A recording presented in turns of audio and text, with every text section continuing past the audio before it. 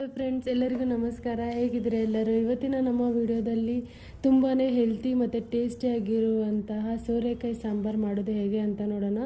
ಇದು ತುಂಬ simple, bachelor ಸಹ ಮಾಡ್ಕೊಳ್ಬೋದು. ಯಾವ ಥರ ಅಂತ ನೋಡೋಣ. ಮೊದಲಿಗೆ ಕುಕ್ಕರ್ ಇಟ್ಕೊಂಡು ಅದಕ್ಕೆ 100 ಗ್ರಾಮ್ ತೊಗರಿಬೇಳೆ ಹಾಕ್ಕೊಂಡು ಚೆನ್ನಾಗಿ ವಾಶ್ ಮಾಡ್ಕೊಂಡಿದ್ದೀನಿ.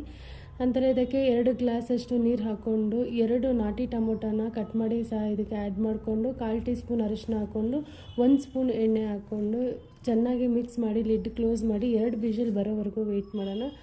ನಂತರ ವಿಷಿಲ್ ಬಂದಮೇಲೆ ಕುಕ್ಕರ್ ಓಪನ್ ಮಾಡ್ತಾಯಿದ್ದೀನಿ. ಚೆನ್ನಾಗಿ ಈ ಥರ ಬೆಂದಿರಬೇಕು ಬೇಳೆ.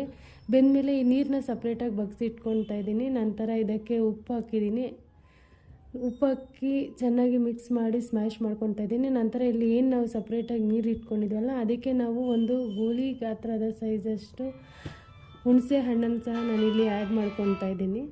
ಆ್ಯಡ್ ಮಾಡಿಕೊಂಡು ನಾನಿಲ್ಲಿ ಕುಕ್ಕರಲ್ಲಿ ಸ್ಮ್ಯಾಶ್ ಮಾಡಿರೋ ಬೇಳೆಗೆ ಸೋರೆಕಾಯಿನ ಕಟ್ ಮಾಡಿಕೊಂಡಿರೋದನ್ನು ಆ್ಯಡ್ ಮಾಡಿಕೊಂಡು ಹಾಗೆ ಹುಣಸೆ ಹಣ್ಣು ನೆನೆಸಿಟ್ಕೊಂಡಿದ್ವಿ ಅದರ ರಸ ಕೂಡ ಆ್ಯಡ್ ಮಾಡ್ತಾಯಿದ್ದೀವಿ.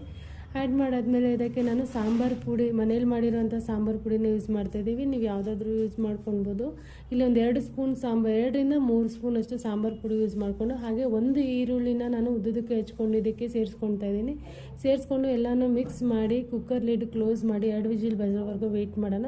ನಂತರ ಪಕ್ಕದಲ್ಲಿ ಇಲ್ಲಿ ಒಗ್ಗರಣೆಗೆ ನಾನು ಒಂದು ಪಾತ್ರೆಯಲ್ಲಿ 1 ಸ್ಪೂನ್ ಎಣ್ಣೆ, ಸಾಸಿವೆ, ಕರಿಬೇವು, ಜೀರಿಗೆ ಹಾಗೂ ಸ್ವಲ್ಪ ಈರುಳ್ಳಿನ ಕೂಡ ಆ್ಯಡ್ ಮಾಡ್ಕೊತಾ ಇದ್ದೀನಿ. ಇದಕ್ಕೆ ಸ್ವಲ್ಪ ಇಂಗು ಕೂಡ ಆ್ಯಡ್ ಮಾಡ್ಕೊಳ್ಳಿ, ಚೆನ್ನಾಗಿರುತ್ತೆ.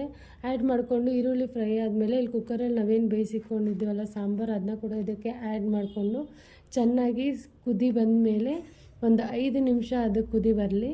ಕುದಿ ಬಂದಮೇಲೆ ಇಲ್ಲಿ ಫೈನಲ್ ಆಗಿ ನಾನು ಇಲ್ಲಿಕ್ಕೆ ಕೊತ್ತಂಬರಿ ಸೊಪ್ಪನ್ನ ತೊಳೆದ್ಬಿಟ್ಟು 1 ಹಿಡಿಯಷ್ಟು ಕೊತ್ತಂಬರಿ ಸೊಪ್ಪನ್ನ ಹಾಕ್ಕೊತಾ ಇದ್ದೀನಿ.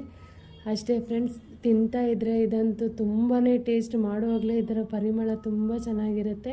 ಇದನ್ನು ತುಪ್ಪ ಹಾಕ್ಕೊಂಡು ಅನ್ನದ ಜೊತೆ ತಿಂತಾಯಿದ್ರೆ ತುಂಬ ಟೇಸ್ಟಿಯಾಗಿರುತ್ತೆ. ನೀವು ಕೂಡ ಮನೇಲಿ ಒಂದ್ಸಲ ಟ್ರೈ ಮಾಡಿ. ಹಾಗೆ ನಮ್ಮ ವಿಡಿಯೋ ಇಷ್ಟ ಆದಲ್ಲಿ ಲೈಕ್ ಮಾಡಿ, ಶೇರ್ ಮಾಡಿ, ಸಬ್ಸ್ಕ್ರೈಬ್ ಮಾಡಿ ಫ್ರೆಂಡ್ಸ್. ಬಾಯ್.